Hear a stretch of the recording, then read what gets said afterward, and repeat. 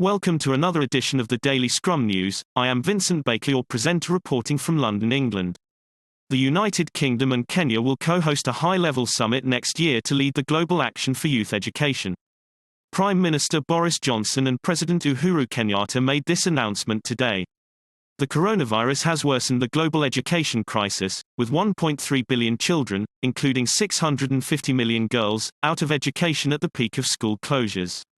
Experts warn that many children will never return, particularly as countries experience an economic contraction in the wake of the pandemic. Missing out on education does long-term damage to individuals and communities, with girls particularly at risk. The benefits of schooling are transformative and multi-generational. A child whose mother can read is 50% more likely to live past the age of 5 and twice as likely to attend school themselves. With just one additional school year, a woman's earnings can increase by a fifth. Prime Minister Boris Johnson has championed girls' education as the key to preventing exploitation and unlocking potential around the world. The UK is the top donor to the Global Partnership for Education, GPE. Next year's summit will raise funds for GPE's vital work in developing countries, helping to get children into school, lift communities out of poverty, and prevent girls from being forced into child marriage. Since the coronavirus pandemic, the number of children out of school around the world soared past 1.3 billion.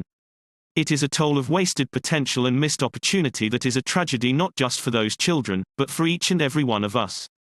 The government of Kenya has made education a central part of its strategy to become a newly industrialized nation by 2030. A GPE partner since 2005, Kenya has made impressive gains, achieving universal primary education and breaking down gender barriers to get as many girls as boys enrolling in school. Even before the pandemic, 9 in 10 school children in low-income countries were unable to read proficiently by the age of 10. Since its creation in 2002, the GPE has already contributed to getting 160 million more children in school and doubling girls' enrollment in the countries they work in. Today's announcement of a $5 billion funding target for the next 5 years is both governments' commitment to learning. GPEs are calling on all governments, businesses, and individuals to invest in children's futures.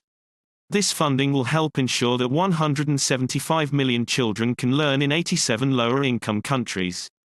In the longer term, this investment could add $164 billion to economies in the developing world, lift 18 million people out of poverty, and protect 2 million girls from early marriage.